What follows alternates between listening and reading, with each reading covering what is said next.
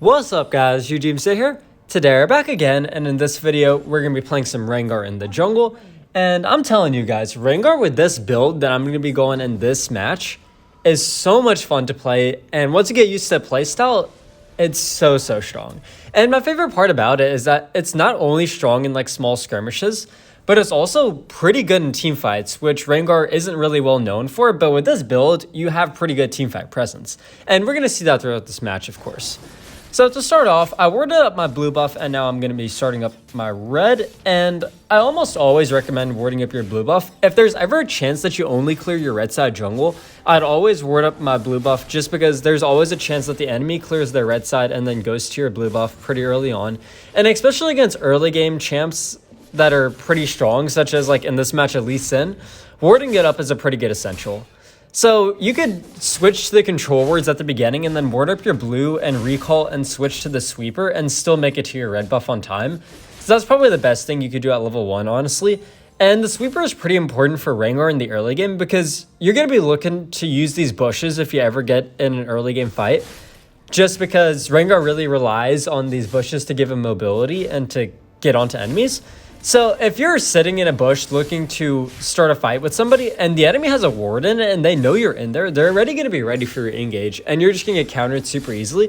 And that's one of the biggest ways that you just die with Rengar is you don't realize that the enemy has vision of you and then you try and engage and they're already prepared. So they already know that you're there.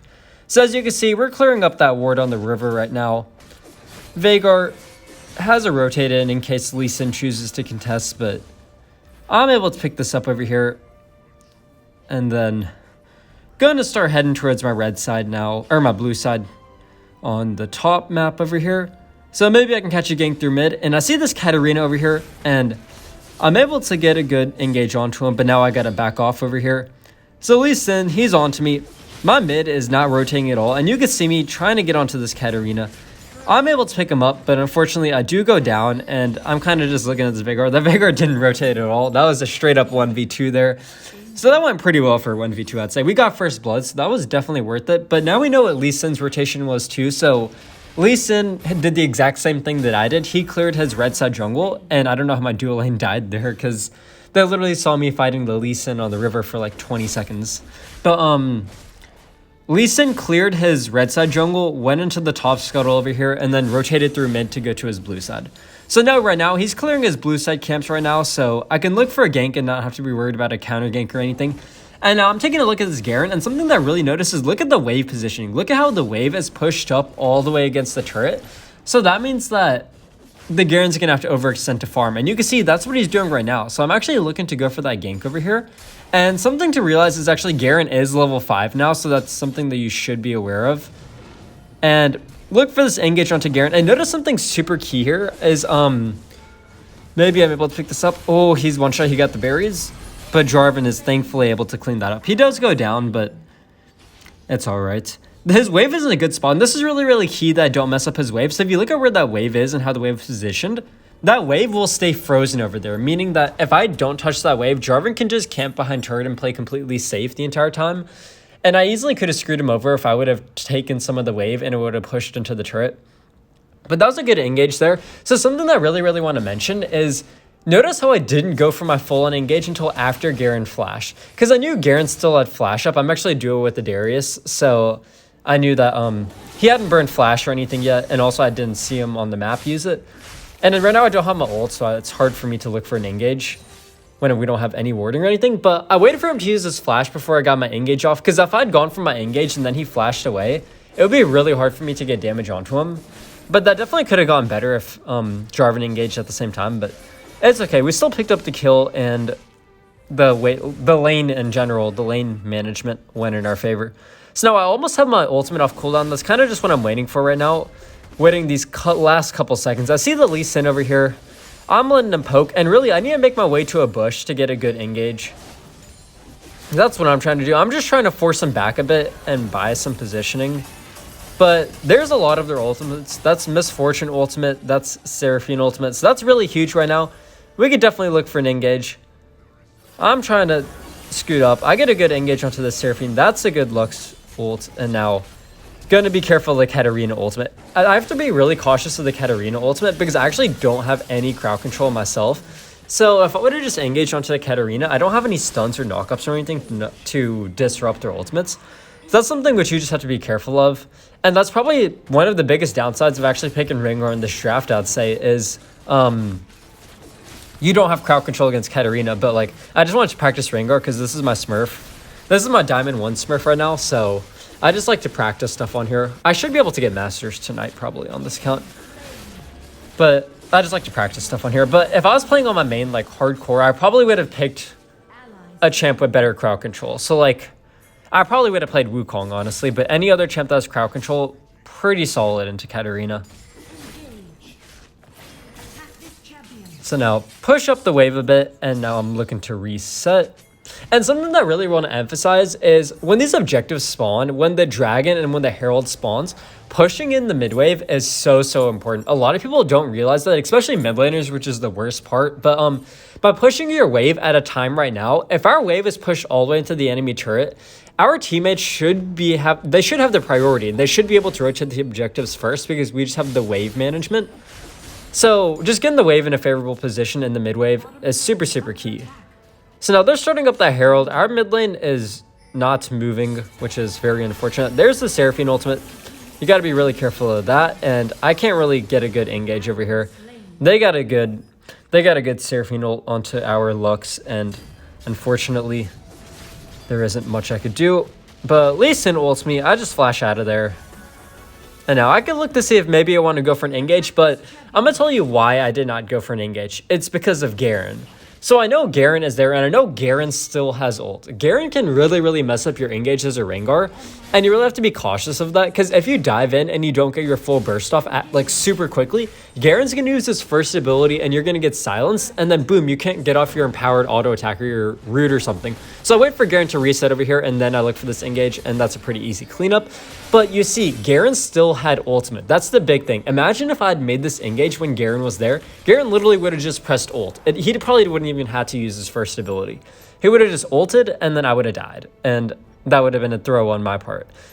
As assassins in the jungle, execute ultimates are one of the biggest things that you have to consider, because those things will chunk you down if you tank them. So things like Zed ult, Fizz ult, Garen ult, Darius ult.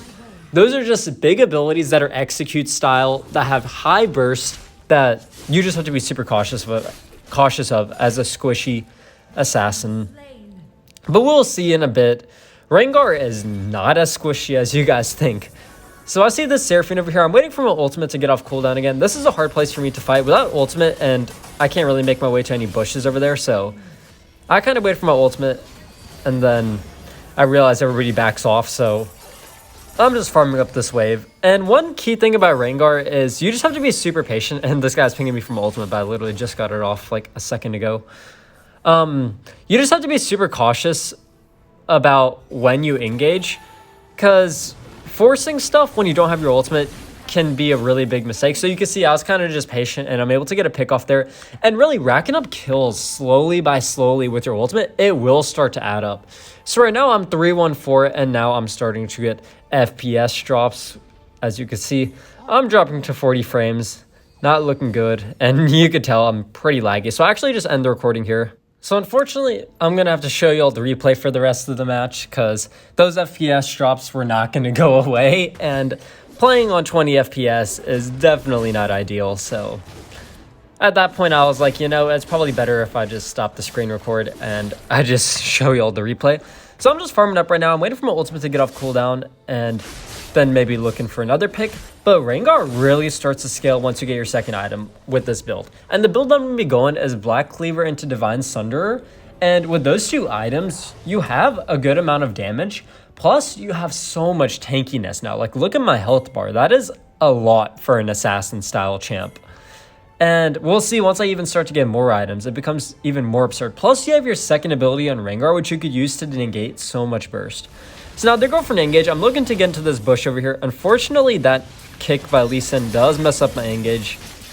And now I'm watching out for the crowd control. I just keep on re-engaging and can just keep on using these bushes to jump on back and chase down this Katarina. So, able to pick up a couple kills there. I stole my ultimate, which is really key. I didn't even have to burn that there because I had the bushes around.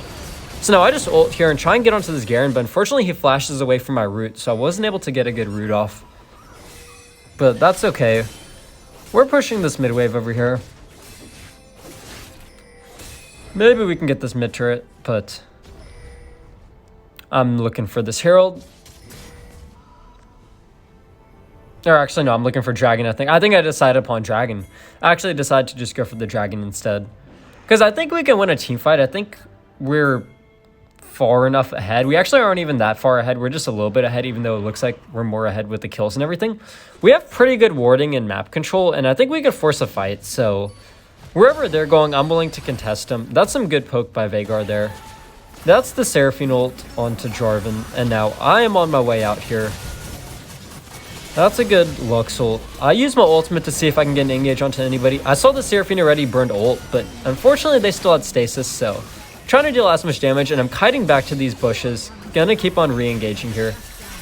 Trying to get out of this, and you can see the sustain that I have. Even with 3 people attacking me full on, I'm still able to survive that engage.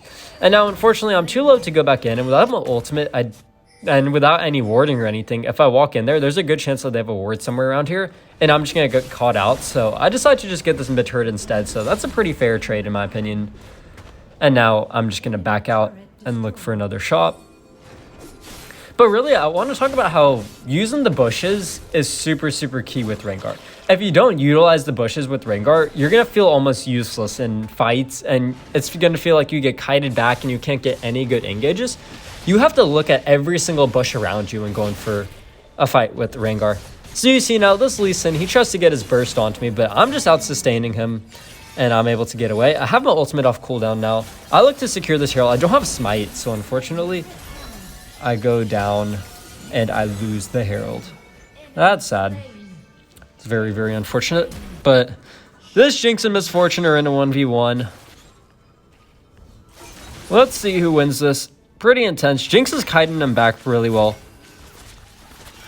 That Misfortune kind of just needs to attack him a bit more. I don't know what was up with that. I think that Jinx just had way more attack speed. That's pretty good.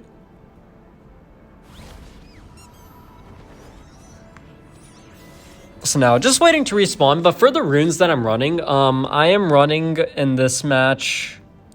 What was I running? I was running Conquer. You can go Conquer or Lethal Tempo. Either of those are good. Or was I running Lethal Tempo? I can't remember, but either of those are good. Lethal Tempo is pretty popular now among some Rengar players, but Conquer is also good. I think it's mostly up to personal preference for that and your playstyle. Because if you stay in fights for longer, Lethal Tempo is you'll probably get more value for it. Like if you do sustained fights. But if you just do like short or trades kind of, Lee Sin's, or not Lee Sin, Conquer is probably the better choice. But I'll try and get out of this. Unfortunately, I do go down there. That was probably a bit too far of an engage from me. I got a bit too cocky there, but Jinx coming in. Hopefully they can clean this up. They get, oh wait, they don't get the reset. Looks like they're trying to chase that down. Okay, they get the flash in. There's the reset. They get the attack speed, or the movement speed, but unfortunately, doesn't look like they're able to get anybody else. Now, I don't know why Jinx has Guardian Angel this early. I think they were kind of screwing around with their build, but it's okay. I'm just letting them do their thing, minding my own business.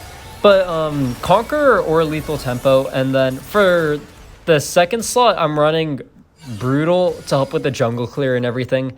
And then for the third slot, you can either go Hunter Titan if they have a lot of crowd control. So I went Hunter Titan this game just because they had a lot of crowd control abilities, such as like Lee Sin, ult, Seraphine's crowd control, Garen's silence and stuff.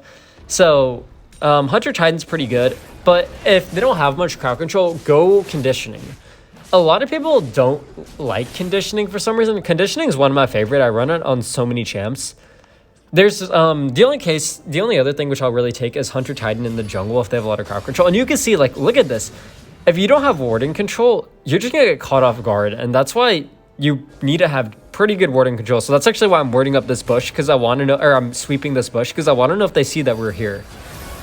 So now, Looking to see if we can get a good engage. I'm trying to make my way over to these bushes on this side. That's actually something really key you could do in fighting in side lanes, because it's really hard for Rengar to engage from this side because you can't get a good engage in from these bushes. But if you can get to these 3 bushes on the side, these bushes are broken for Rengar. Like, I'm telling you guys, these bushes are so good, because nobody ever places wards on these bushes other than some people rarely in the early game. But I'm trying to make it over, but my team kind of just gets deleted. So I can't even get the Katarina. They just flash out and dash a bunch. But now, trying to get out of there. I still have my flash. I burned that. Lux is able to pick up 1 kill, and now they're pretty low. And I'm looking for this engage over here, but I'm really waiting for this Misfortune to step up a bit. That's the main thing. And I see the Misfortune step up, and I take the opportunity. I get ulted by Seraphine, but look at how tanky I am. There's no way that they can kill me. Like, look at my health bar. I literally have more health than Garen with this build. That is how strong this build can be if you play it right. And if you play Rengar in the early game right, you will just scale so well. Like, this health bar is literally insane. I can't even, like, I don't even know how much damage it would take to kill me. And you can't even burst me down too, because I just have my second ability, and I could always use my empowered second ability to get out of crowd control. Plus, with the dead stance, too, it's even harder to burst me down. So actually, after Black Cleaver and Divine Sunder, I did go dead stance this game. I'm trying to debate whether I like dead stance or Sterix Gauge more, third item. I think I'm leaning more towards Sterix Gauge, actually. I think the barrier just from the passive or from the active of Sterix Gauge is so strong. Plus, you still get good damage from it and health. So overall, a solid choice. Dead Stance does give good armor if you're worried about the attack damage from the enemy team, then you could probably get Dead Stance before. But now I see they're going for a fight over here. I have my ult. I'm looking for this Seraphine over here, and I'm able to pick up a good kill. And now I just run back to these bushes, and I'm just using these bushes over here. Look, I'm literally just jumping from one place to another from this bush. I make sure to find the nearest bush, and I just abuse that bush. So now I'm farming up, waiting for my ultimate to get back off cooldown. The cooldown gets to be pretty short, actually, once you get it maxed out. I think it's probably close to like 30-ish seconds or so, which isn't that bad at all. But this Veigar, they're in a bit of a scuff spot, but it's okay. That was a pretty bad first ability by Veigar, but it's okay. It's all right. So now, gonna be taking this dragon, able to secure the Elder, and that's looking pretty good. Somebody's teleporting to top lane. Whoa, who is that? Garen, okay. Is he running Hullbreaker probably? Let's see what Garen's build is. Yeah, he's running the new item. So, he's trying to play split push Garen. Oh, you guys didn't see my engage onto this Katarina. You really need I need to work on this myself too, but I really need to check the scoreboard more and look for stasises. And that's something that I think a lot of people need to work on, because most people probably don't do it that much. But stasis can really screw over engages if you're playing an assassin. But look at this. They're just trying to chase me down, but I'm too fast, and I can just kite back to these bushes over here and able to take them both down and almost have my ultimate off cooldown. So I'm looking to see if I can get an engage onto somebody else. They have a control ward here. I clear that and try and get a good burst onto Katarina, but unfortunately, they dash away before I can get out a root or anything. So now I still have my Guardian Angel, actually, so I'm not too worried. But I'm just making sure no wards around, and the reason why getting ward control in this area is so important is because now the only objective that's up— ooh, that was a really good snipe by Lux. The only objective that's up is really Baron now, because all the dragons are gone. So if they don't have warding in this area over here at all, they're gonna have no idea if we're on this Baron or not. So what they're gonna have to do is they're gonna have to face check this. They're gonna have to walk up this deep into their jungle to see if we're on Baron, and that can really put them in a bad position, because they definitely don't have much warding. So now, taking this down, and we were able to secure it, and now I have my ultimate. I don't get a recall in. I already have 4 core items, so getting another shop in isn't too huge. Instead, I'm just looking for pick off onto anybody that I can find, and nobody's in the area. I see this Seraphine over here, and I just feel like trying to kill him, so I get a good root combo, and look, these turret shots, they literally tickle, bro. They tickle. I still have over half of my health. But another thing to consider when going for engages with Rengar is really pay attention to crowd control. Because if you can time your empowered second ability right, that is huge against champs like Seraphine or Lee Sin, or for instance, like if you get Malphite ulted, it can be completely clutch if you could just get out of that crowd control. Because a lot of people rely on crowd control to kite Rengar back, but if you can cleanse that crowd control, whew, I'm telling you, Rengar is just nearly unstoppable if you get used to him. Plus, with this build, you have a good teamfight presence and everything, and it's overall a really fun champ to play. So I highly recommend, and if you did enjoy this video, make sure to like and subscribe, comment down below for more Rengar gameplay, and that's going to be it. I'll see y'all in the next video.